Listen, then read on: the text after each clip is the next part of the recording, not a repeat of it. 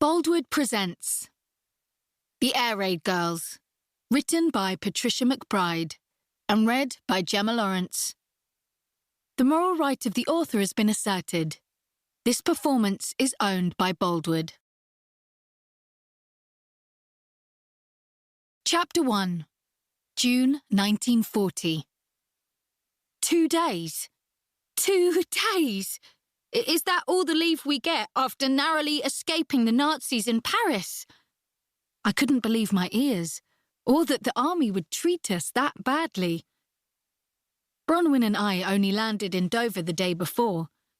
With some other telephonists who'd been working with the British Expeditionary Force in Paris, we'd had a long and at times terrifying journey across country to get to Cherbourg. We just made it 5 minutes before the last boat left. And now, we were being told we could only have 2 days' leave. Bronwyn's hands became fists.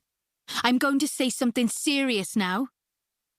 Her lovely Welsh accent tempered by the death looks she was giving the man. That's just plain not fair. How are we supposed to replace our uniforms and see our families in 2 days? Anyway, where are we being posted? He shrugged his shoulders and looked down at the papers he'd been shuffling since we stood in front of him. It was a wonder he could find anything. His desk was such a mess of papers and dirty cups. Can't help you there, girls. Don't shoot me. I'm just a messenger. There's a war on, and the country needs you, as they say. You're to report to this address at 3 p.m. in 2 days' time. He thrust a piece of paper into my hand.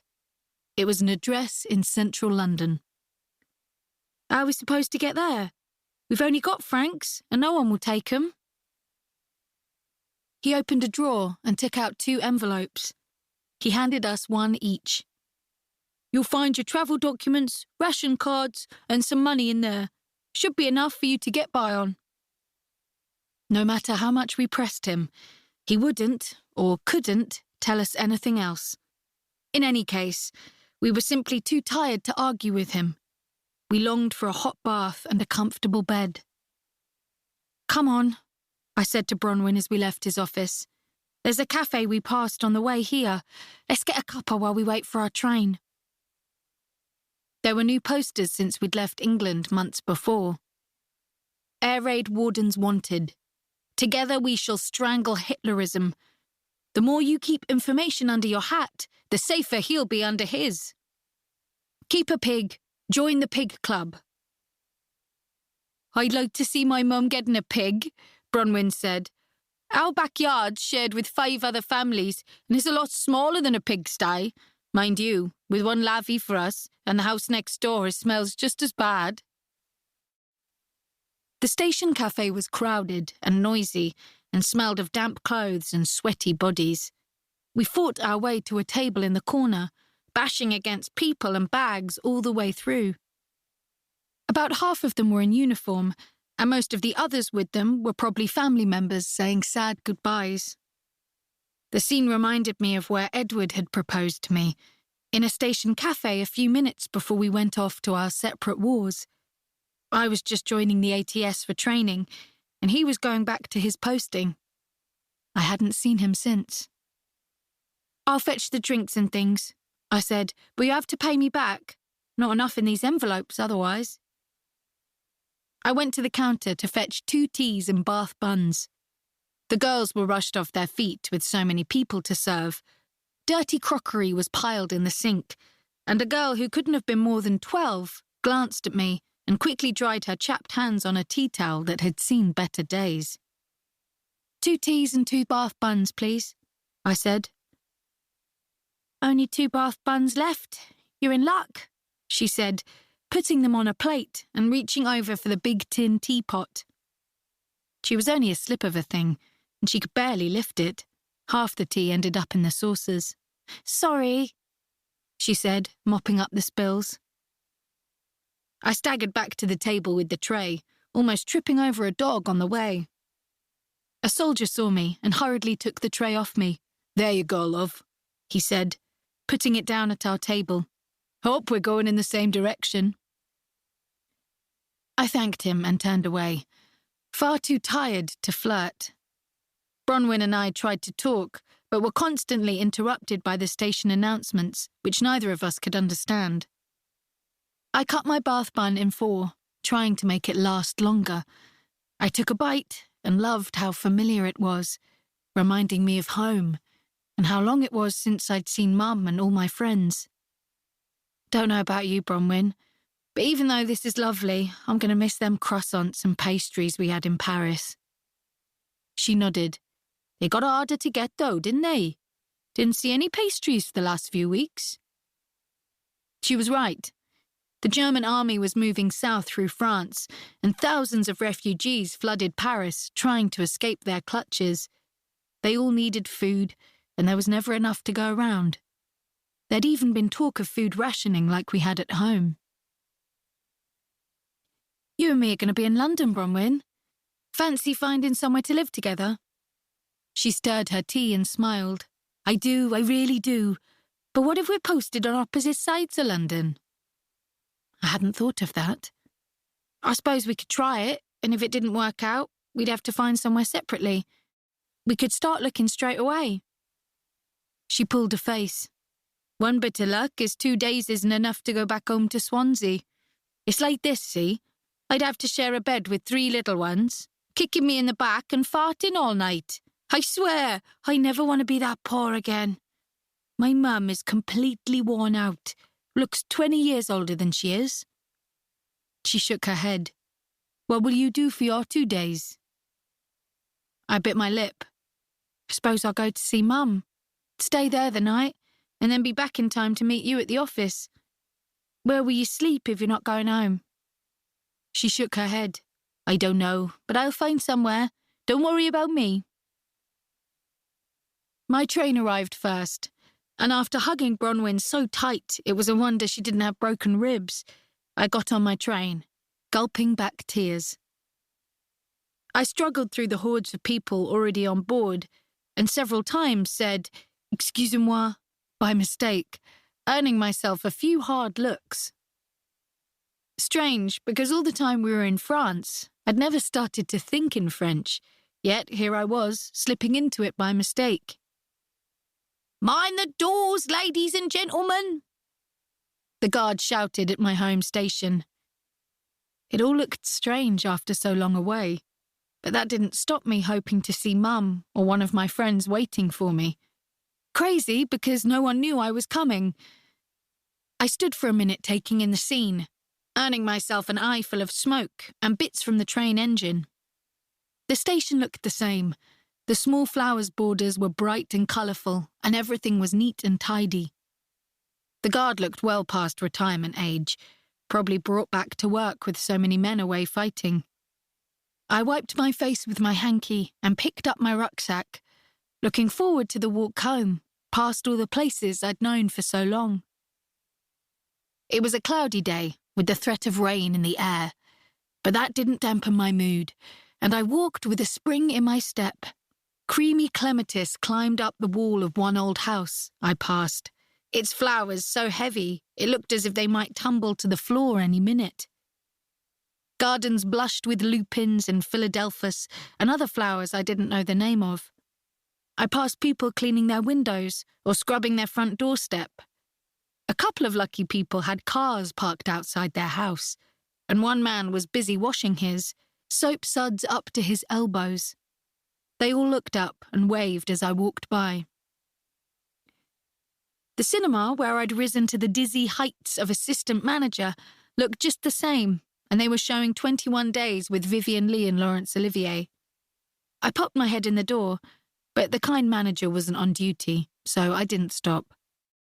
I walked past the Roxy dance hall, where me and my friend Jean used to go, and smiled at the memories of dancing to big band numbers. But at last, I turned the corner into our street. It's a fairly new estate, built by the corporation to encourage people to move to the town to work in the car factory. Our 2-bedroom terrace house with a bathroom and electricity wasn't a palace, but compared to what we'd had before, it was heaven. No outside toilets, no chamber pots under the bed, no tin bath in the kitchen on Friday nights. And best of all, no Dad. He'd run off with his fancy woman just before I signed up, and good riddance to him, nasty bully that he was.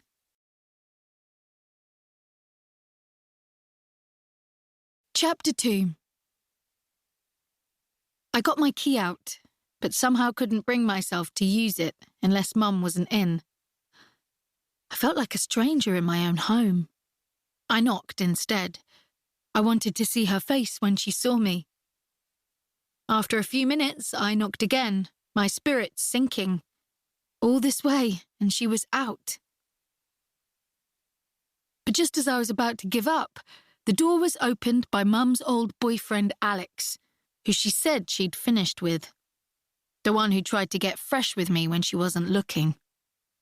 He was tucking his shirt into his trousers and had no shoes and socks on. I looked up the stairs, and Mum was coming down, hair a mess, calling, "Who is it?"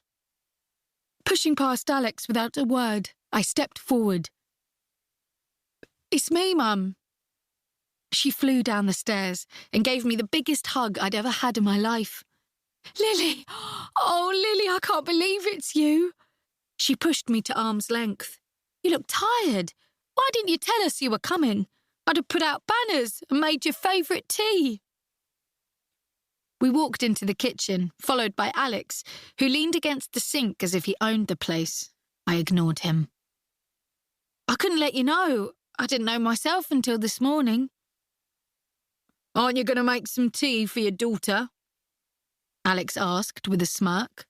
"Why don't you do it?" I replied. "Woman's work," he said, running his hand through his brill-creamed hair. "Anyway, your mum likes looking after me, don't you, love?" He patted her bottom. "Looks after me upstairs and down, if you know what I mean." He bent over and massaged her shoulder for a minute. My heart pounded as I fought to control my anger. Mum got up and put the kettle on the ring, then got out the teapot and cups and saucers. "Wherever have you been, Lily? We haven't heard a peep from you. I've been so worried." "I'd love to tell you, Mum, but you know we can't say anything about our work. But I've had a lot of fun and met people I'd never have met if I hadn't joined the ATS." Alex grunted. "Leaving your old mum behind, are you? Think you're better than us?" I glared at him. "I didn't say that at all. Stop twisting my words." Mum poured the water into the pot, placed the knitted cosy on it, and put it with the cups, saucers, and little jug of milk on the table. "I'm sorry not to have any biscuits to offer you, love. It's the rationing." "You got your ration book, Lil?" Alex asked. "Can't expect your mum to feed you without." I ignored him. "I'm only here for one night, Mum. I've got a new posting in London, and I start the day after next." Her face fell. "Oh, no. And after all this time, I want to spend more time with you." "Perhaps Alex can leave so we can spend some time alone." Mum went pink and didn't say anything, avoiding my eye. Alex put his hand firmly on her arm. "Your mum loves having me here. We're a family, us three. We can spend your leave together, like." He was never going to be my family. But I bit my lip, not wanting to cause a fight when my time home was so precious. Just then, we heard the first patter of rain. "Oh dear," Mum said. "I'll just go and get the washing in. You two sit and chat.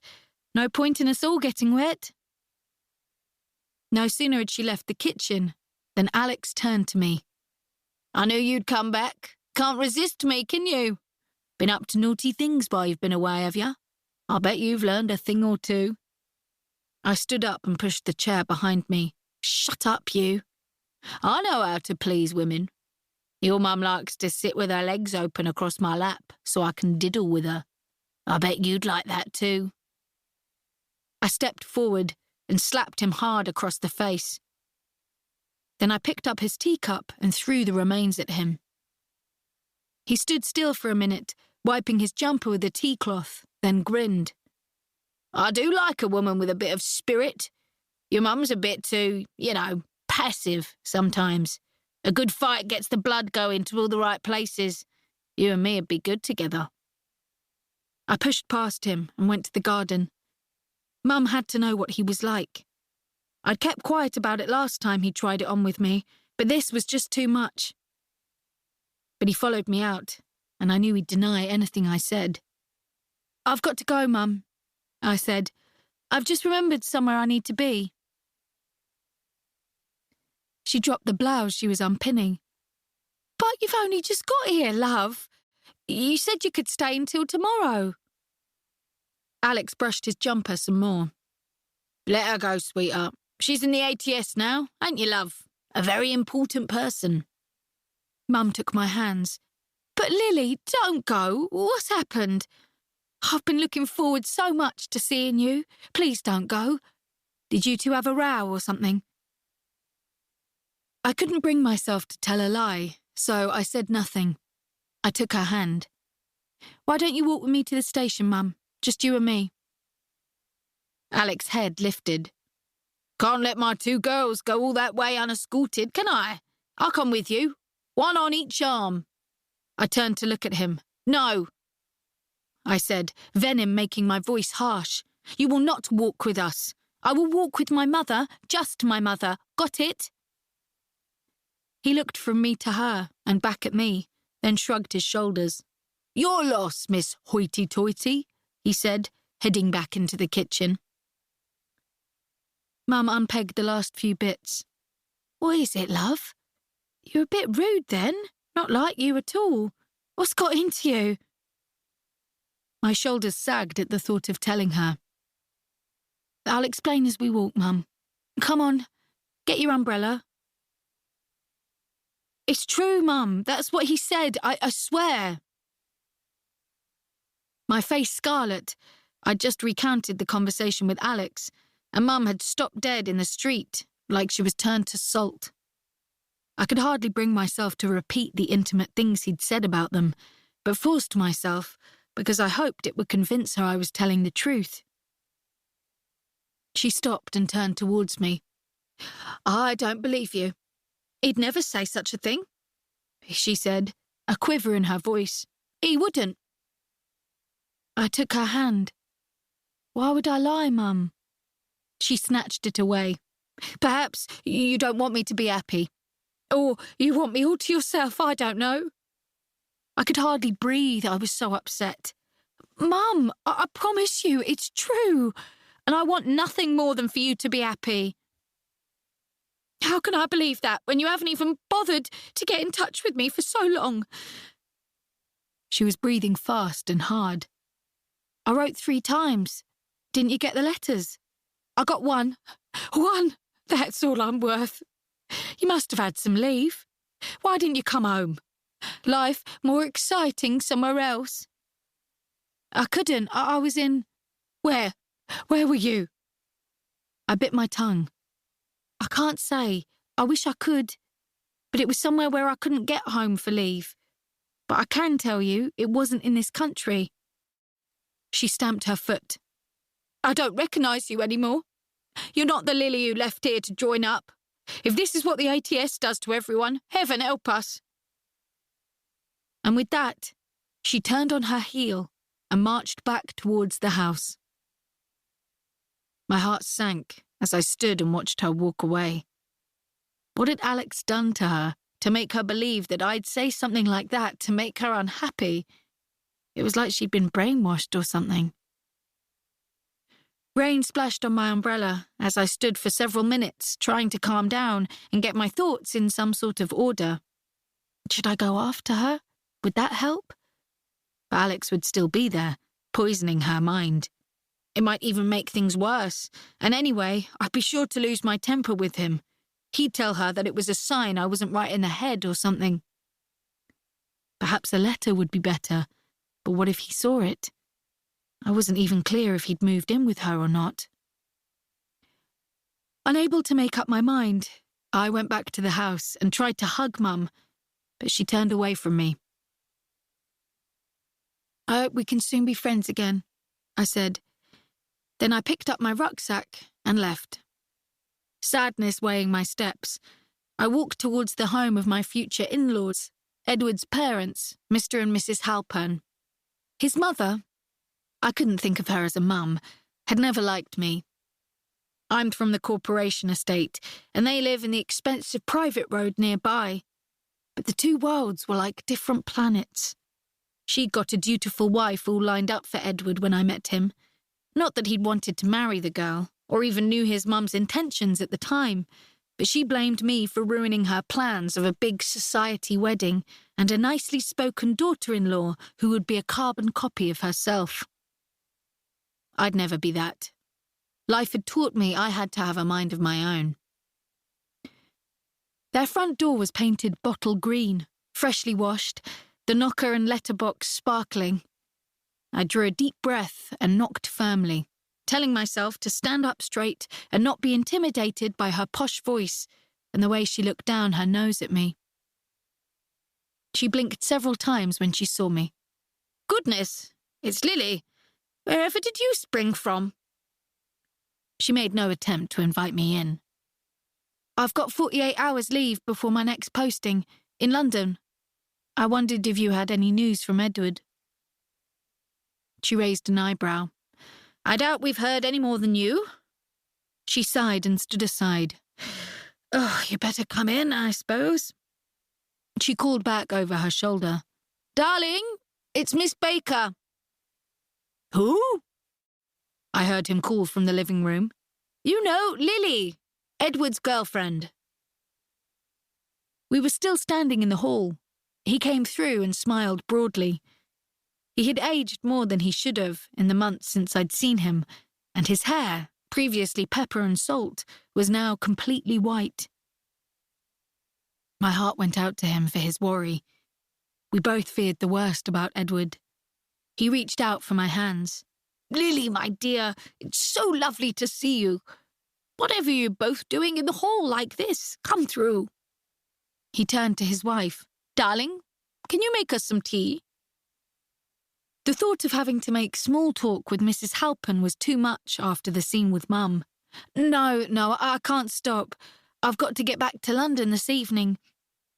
I just wondered if there was any news of Edward. I haven't heard anything."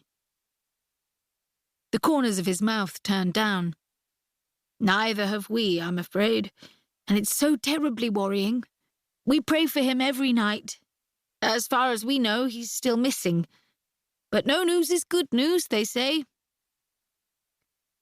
I took my leave as politely as I could and headed back to the station, my steps dragging all the way. No news of Edward, and my mother not speaking to me. This wasn't the homecoming I'd been looking forward to. Bronwyn and I both had dreamed scenarios of what it would be like when we escaped the Nazis. A lot of the time, we didn't really believe we ever would. But the dreams gave us energy to go on and took our minds off the possibility of capture and worse. The journey back to London was endless. The train was an hour late, and 4 times it stopped for no apparent reason. I had to stand all the way, squashed between sweaty smokers. When I stepped onto the platform, even the smoky station air seemed fresh by comparison. Wishing I knew where Bronwyn was spending the night, I headed for a small hostel I'd heard was safe for women. I got a bus there, so weary I could hardly put one foot in front of the other. I was shocked to see some bomb damage on the way in one area we passed. I'd heard about the bombing when we were in Paris, but seeing it was still a dreadful sight. People had erected Anderson shelters and all sorts of preparations had been made, but nothing much had happened yet. It was like the war was far away. "What happened there?" I asked the woman sitting next to me, indicating the bomb site. "It's like this," she said. "We have had the odd bomb. Nothing much, like, but a few people have died, and more have been made homeless. Let's hope we never get any more. Makes me shudder to think about it, it does." Although the bombing wasn't severe, everything looked drab, like someone had washed the colour out of the city. Windows were either taped up or boarded over.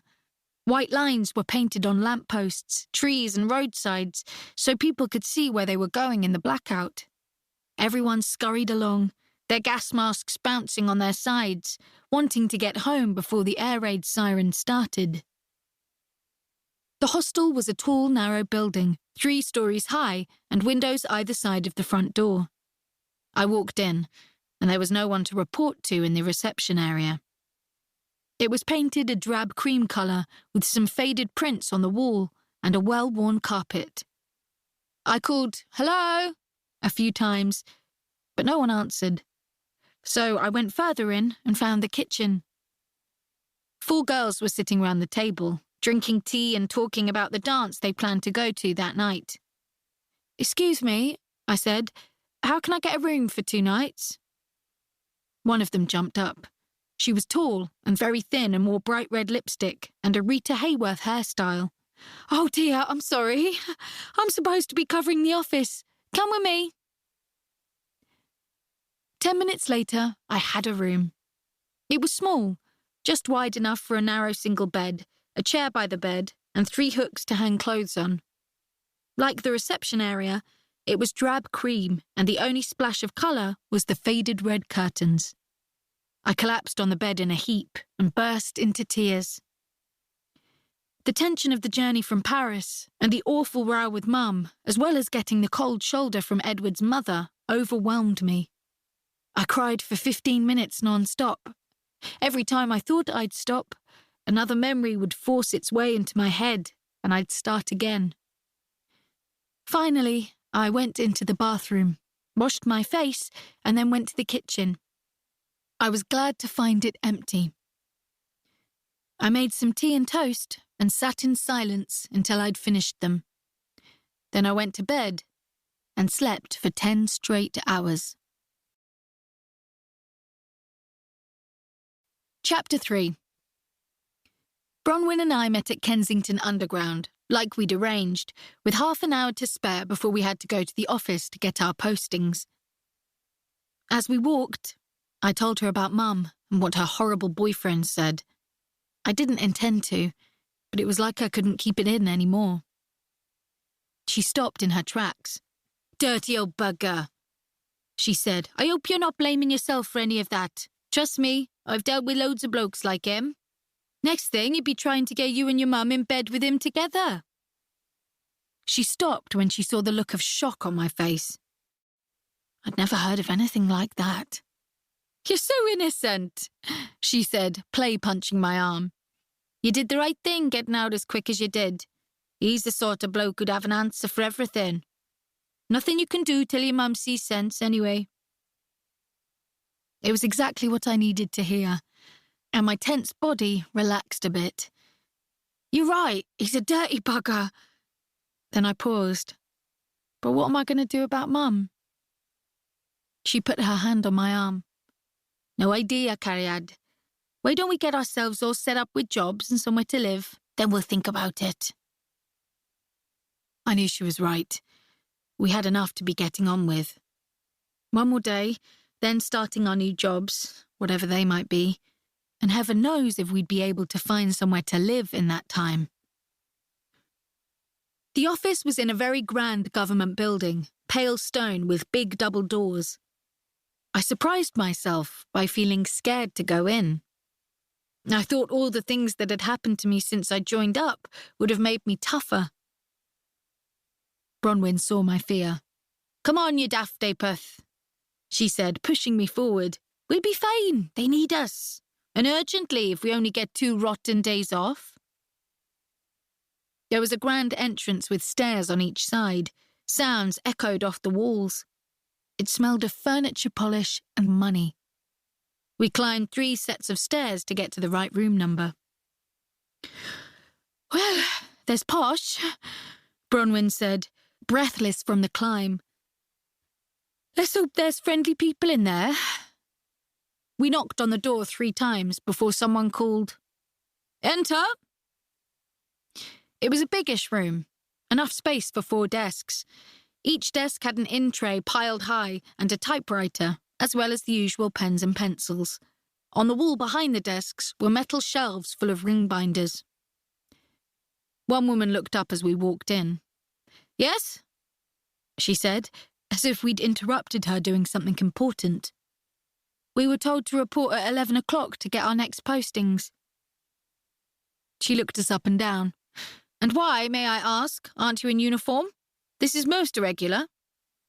It's like this, see? Started Bronwyn. We were in Paris and we had to escape. We lost our uniforms and haven't been issued with new ones yet.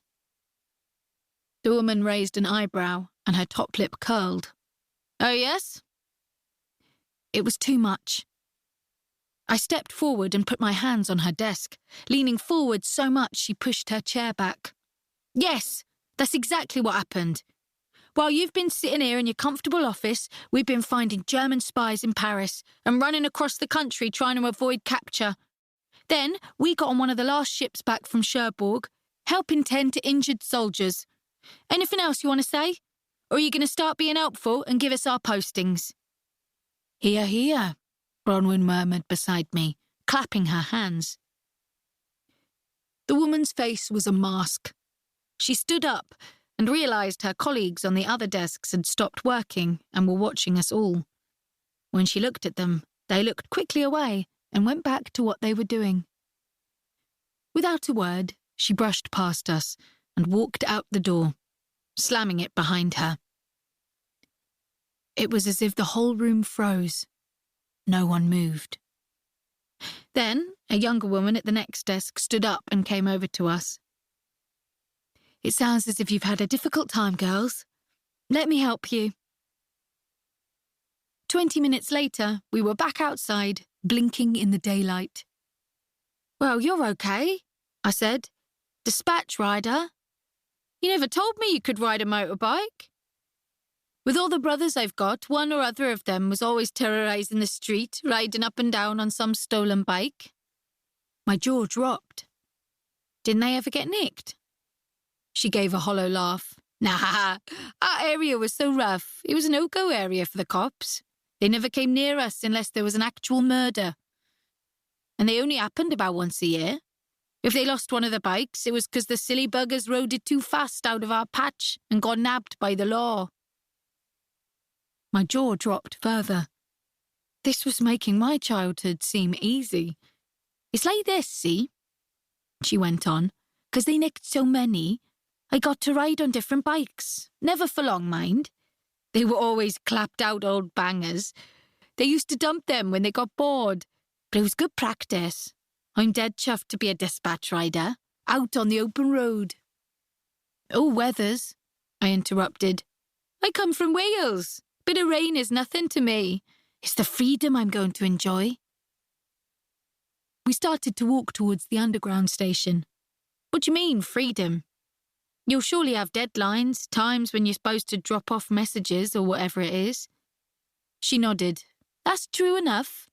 But there'll be no one breathing down my neck. I can choose which way I go to places, and I'm not a bad map reader. You're lucky then. My posting sounds dead boring. Office work in an army depot. I thought they wanted us because we'd been bilingual telephonists. Doesn't sound like either of us will be using our French much. A loud hooting from a passing car made us jump. Two lads wound down the car window. Want a lift, sexy ladies? They called, blowing kisses and making rude gestures. Do you use that dirty mouth to kiss your mother? Bronwyn shouted at them, then turned back to me. Stupid lads. Who'd want idiots like that? I'm going to find me someone more mature. An older man who's got a bit of money and knows how to treat a girl right. Well, I suppose you'll meet loads of people if you're a dispatch rider. And we can go to clubs and things now we're in London. You still hopeful about Edward? We crossed the road, dodging cars and horse droppings. Of course. Though truthfully, I can hardly remember what he looks like. Seems like it was another life when I met him. What with all we've been through. We stopped in a little greasy spoon cafe and thought about where we should look for somewhere to live. The depot I was going to work in wasn't too far away from where Bronwyn would be based. We looked at an underground map and wondered where we could afford. A bloke at the next table leaned over. He still had his flat cap on and a ciggy hanging out of the corner of his mouth. I hope you don't mind, girls, but I overheard your conversation. If you need a cheap area, you better look around here and here. He stabbed his finger at the map. It'll be rough, though, nothing fancy, but you might find something you can afford. I smiled at him. We only need a couple of rooms, but thanks for the suggestion, we'll try there. It's got an underground station. And there's plenty of buses too, he said. Why don't you ask at the station there? Someone might have some ideas. You'll need luck. With all these bombings, rooms are getting harder to find anywhere. We stood up. Now we need to get cracking finding somewhere to live, or I'll be joining you in the hostel tonight, Bronwyn said, tugging at my arm. The landlord stood in the doorway of the rooms, a cigarette hanging out of his mouth. You going in, or what? He said. An ash from the cigarette dropped on his beer-stained shirt. We took 2 steps forward. I started. Bronwyn spun on her heel. We don't need to go any further. She stepped towards the landlord. Anyone else might have felt threatened by her jutting chin and firm step, but he just looked at her with dead eyes. What do you think, girls? All right for you? May be able to come to some sort of arrangement about the rent. Know what I mean? He gave a crude wink. Bronwyn pushed past him, indicating for me to follow. This place is only fit for rats, she said, and there are plenty already at home here. You should be ashamed. He just shrugged, closed the door and locked it. We were already halfway down the stairs. Your loss, stuck-up cows, he shouted after us. Outside, we gulped the air, relieved to be away from the smell of filth, cooking and rot. Come on, let's look for somewhere else before we get too downhearted, I said. We'd already knocked on a dozen doors. Quite a few of them had signs saying, no blacks, Irish or dogs. Most of the landlords or landladies took one look at us and said the rooms were already gone. A lot of people forget to take their signs down, don't they? I said, after the 3rd time it happened. Bronwyn stopped in her tracks. It's because of me. Didn't you realise? I frowned. What on earth do you mean? Why should it be because of you? She put her hands to her face. Look at this. I'm not exactly white, am I? But you're not black. She gave a bitter laugh. Depends on your point of view. Not exactly an English...